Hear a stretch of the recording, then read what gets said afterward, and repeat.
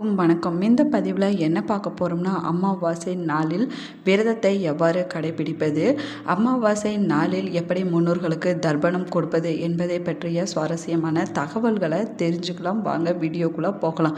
வீடியோவை ஸ்கிப் பண்ணாமல் முழுசாக பாருங்கள். நம்ம சேனலுக்கு நீங்கள் புதியவராக இருந்தீங்கன்னா என்ன சேனலை சப்ஸ்கிரைப் பண்ணாமல் இருந்தீங்கன்னா சப்ஸ்கிரைப் பண்ணிக்கோங்க. கூடவே இருக்கிற பெல் ஐக்கானையும் கிளிக் பண்ணிக்கோங்க. வாங்க வீடியோக்குள்ளே போகலாம். என்பது மிகவும் சக்தி நிறைந்த நாளாக சொல்லப்படுகிறது. அதே போல இந்த நாளில் முன்னோர்களின் வழிபாடு, மந்திர ஜபம், பரிகார பூஜைகள் ஆகியவை செய்தால் அதிக பலன்கள் கிடைக்கும் என்றும் சொல்லலாம். அது மட்டுமில்லாமல் அமாவாசை நாட்களில் பித்ருலோகத்தில் இருக்கும் முன்னோர்கள் நம்முடைய வீட்டிற்கு நேரில் வருவதாகவும் சொல்லப்படுகிறது. அதே போல இந்த நாட்களில் பித்ருக்களுக்கு படையலிட்டு அவர்களை நினைத்து வழிபட்டு வந்தால் அவர்கள் மன மகிழ்ச்சி அடைந்து அவர்களுக்கு நமக்கு ஆசி வழங்குவார்கள் என்றும் சொல்லப்படுகிறது. அமாவாசை என்பது வழிபாட்டு நாட்களில் மிக முக்கியமானதாகவும் சொல்லலாம். அதே போல ஒரு மாதத்தில் மற்ற அனைத்து நாட்களிலும் தெய்வ வழிபாட்டுக்கு உரியது என்று சொன்னாலும் கூட அமாவாசை திதி என்பது முன்னோர் வழிபாட்டிற்கு உரிய நாளாகவும் சொல்லப்படுகிறது. இந்த நாளில் புனிதமான நீராடுவது, முன்னோர்களுக்கு எள்ளும் தண்ணீரும் இறைப்பது, தர்ப்பணம் கொடுப்பது, தான தர்மங்கள் செய்வது, குறிப்பாக அன்னதானம் வழங்குவது, காகத்திற்கு எள் கலந்த சாதம் வைப்பது உள்ளிட்டவைகள் முன்னோர்களின் ஆசையை பெற்றுத்தர உதவும் என்றும் சொல்லலாம். காகங்கள் யமலோகத்தில் இருக்கும் முன்னோர்களின் பிரதிநிதியாக பூமிக்கு வந்து நாம் வைக்கும் உணவை ஏற்பதாகவும் சொல்லப்படுகிறது. அமாவாசை நாளில் முன்னோர்களை மட்டுமே வழிபட வேண்டும் என்பதால் இந்த நாளில் மற்ற பொழுதுபோக்கு நிகழ்ச்சிகள், கொண்டாட்டங்கள், மங்கள நிகழ்ச்சிகள் ஆகியவற்றை தவிர்ப்பது ரொம்பவே நல்லதாகும். போல இந்த நாளில் முன்னோர்களுக்காக வீட்டிலும் கோவிலிலும் தனியாக விளக்கேற்றி வைத்து வழிபடுவது மிக சிறப்பான பலன்களை கொடுக்கும் என்றும் சொல்லலாம்.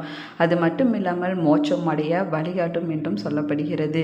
அதே போல பூமியில் நாம் செய்யும் தர்ப்பணங்கள், தானங்கள் ஆகியவற்றால் முன்னோர்களின் பாவங்களும் நீங்கி அவர்களுக்கு முத்தி கிடைக்கும் என்றும் சொல்லப்படுகிறது. மட்டுமில்லாமல் முன்னோர்களின் ஆசி இருந்தால்தான் நமக்கு குலதெய்வம் மற்றும் இஷ்ட தெய்வம் உள்ளிட்ட அனைத்து தெய்வங்களின் அருளும் பரிபூரணமாக கிடைக்கும் என்றும் சொல்லலாம். அது மட்டுமில்லாமல் நம்முடைய வாழ்க்கையில் உள்ள பிரச்சனைகள் அனைத்தும் நீங்கும் என்றும் சொல்லப்படுகிறது. எந்த வீட்டில் முன்னோர்களின் வழிபாடு, அவர்களுக்குரிய தர்ப்பணம், சிதார்த்தம் போன்ற காரியங்கள் செய்யப்படுகிறதோ அவர்களின் வீட்டில் பித்ரு தோஷம், பித்ரு சாபத்தால் திருமண தடை, குழந்தை பேறு ஏற்படுவதில் தடை, பண விரயம், மருத்துவ செலவு உள்ளிட்ட பலவிதமான பிரச்சனைகள் ஏற்பட்டு கொண்டே இருக்கும் என்றும் சொல்லலாம். போன்ற பிரச்சனைகளிலிருந்து விடுபடவும் முன்னோர்களின் ஆசியுடன் அனைத்து நலன்களையும் பெறுவதற்கு அமாவாசை விரதத்தை கடைபிடித்து முன்னோர்களுக்கு தர்ப்பணம் கொடுப்பது ரொம்பவே நல்லதாகும். மறைந்த முன்னோர்களை நினைத்து அமாவாசை விரதத்தை கடைபிடிப்பது ரொம்பவே நல்லதாகும். அது மட்டுமில்லாமல் அமாவாசை விரதங்களில் ஆடி அமாவாசை, தை அமாவாசை, புரட்டாசி அமாவாசை 3 அமாவாசைகளும் விசேஷமானதாக சொல்லப்படுகிறது. அது மட்டுமில்லாமல் அமாவாசை என்று காலையில் எழுந்து குளித்துவிட்டு இறந்த முன்னோர்களுக்கு தர்ப்பணம் செய்வது ரொம்பவே நல்லது. அதே போல தர்ப்பணம் செய்து வைக்கும் அந்தணர்கள் ஆற்றின் கரையோரங்களிலும், குளக்கரையோரங்களிலும், ஆற்றங்கரையோரங்களிலும் இருப்பார்கள். மூலம் இறந்த முன்னோர்களுக்கு தர்ப்பணம் கொடுப்பது ரொம்பவே நல்லதாகும். அதற்கு பிறகு அன்னதானம் கொடுக்க வேண்டும். அன்னதானம் பெரிய அளவில் முடியாவிட்டாலும் பரவாயில்லை, சிறிய அளவிலாவது அன்னதானம் அன்றைய நாளில் கொடுப்பது நல்ல பலன்களை கொடுக்கும் என்றும் சொல்லலாம். அது மட்டுமில்லாமல் முன்னோர்கள் மனமகிழ்ச்சி அடைந்து நமக்கு ஆசி வழங்குவார்கள் என்றும் சொல்லப்படுகிறது. அதே போல் அமாவாசை அன்னைக்கு வீட்டில் இருக்கக்கூடிய பெண்கள் தலைக்கு குளித்து விட்டு காலை உணவு உண்ணாமல் இறந்த முன்னோர்களுக்கு பிடித்தமான உணவுகளையும் பதார்த்தங்களையும் தயார் செய்வது, அன்றைய சமையலில் எல்லா விதமான காய்கறிகளும் சேர்த்து சமைப்பது ரொம்பவே நல்லது. அது மட்டுமில்லாமல் விரதம் இருப்பவர்கள் காலையில் எதுவும் சாப்பிடாமல் இருந்து பிறகு எத்தனை நபர்களை வணங்க வேண்டுமோ அத்தனை இலைகள் போட்டு உணவுகளையும் பதார்த்தங்களையும் படையல் போட்டு விளக்கை ஏற்றி வைத்து தூப தீபம் காட்டி முன்னோர்களை மனதில் நினைத்து வழிபடுவது ரொம்பவே நல்லதாகும். அது மட்டுமில்லாமல் படையலில் புதிய ஆடைகளை வைத்தும் வழிபடலாம். படைத்த எல்லா உணவு மற்றும் பதார்த்தங்களையும் தனித்தனியாக இலைகளோடு எடுத்து வீட்டிற்கு வெளியில் உயரமான இடத்தில் வைப்பது ரொம்பவே நல்லது.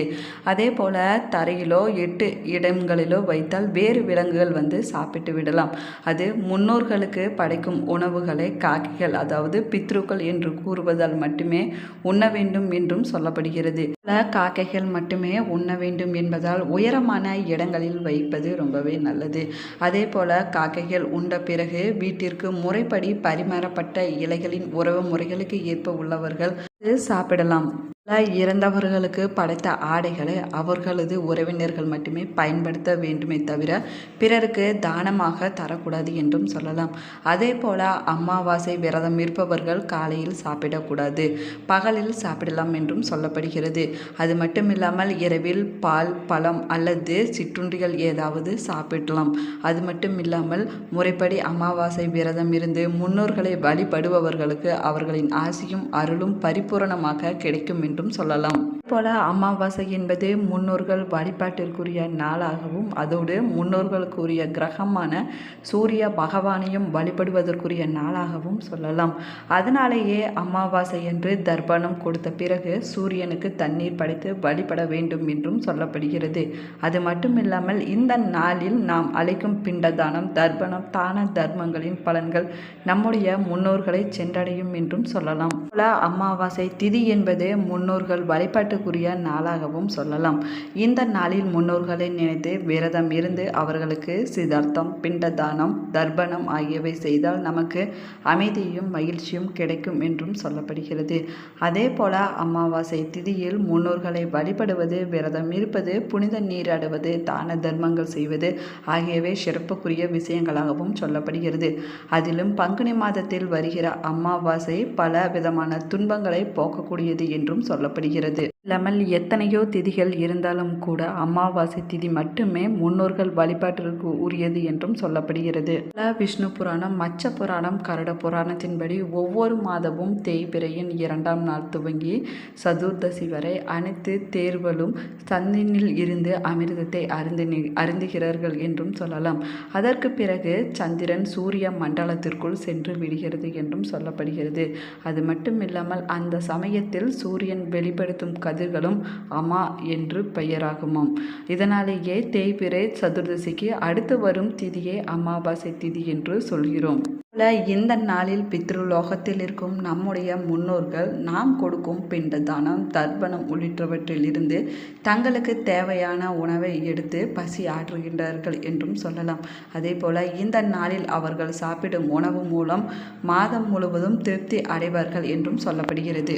மட்டுமல்லாமல் அமாவாசை திதியன்று மாலையில் சூரிய அஸ்தமனத்திற்கு பிறகு வாயு ரூபமான தங்களின் வீடுகளுக்கு வருவதாகவும் நம்பப்படுகிறது.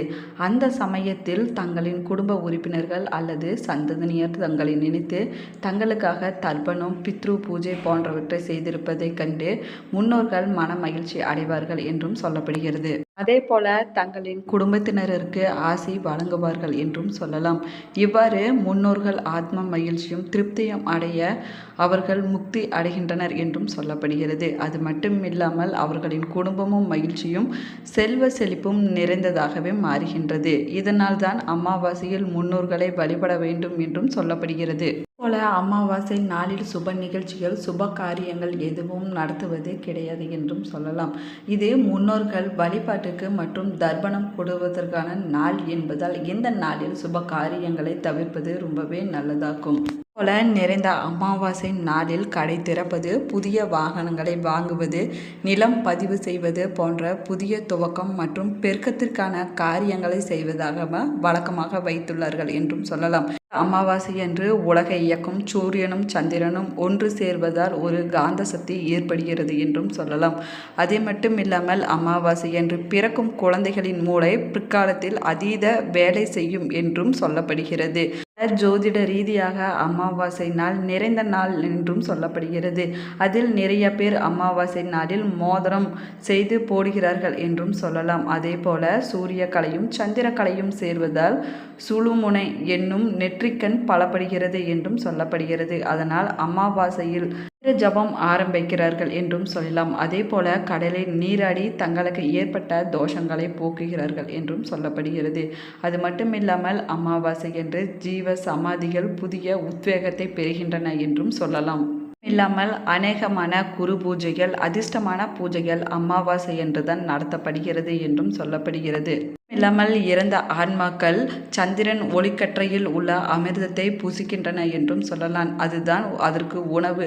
அமாவாசை அன்று சந்திரனின் ஒளிக்கற்றை ஆவிகளுக்கு கிடையாது என்றும் சொல்லப்படுகிறது. உங்களுக்கு பிடிச்சிருந்தால் லைக் பண்ணுங்கள், ஷேர் பண்ணுங்கள், கமெண்ட் பண்ணுங்கள். இன்னும் சேனலை சப்ஸ்கிரைப் பண்ணாமல் இருந்தீங்கன்னா சப்ஸ்கிரைப் பண்ணிக்கோங்க. கூடவே இருக்கிற பெல் ஐக்கானையும் கிளிக் பண்ணிக்கோங்க. Thank you friends.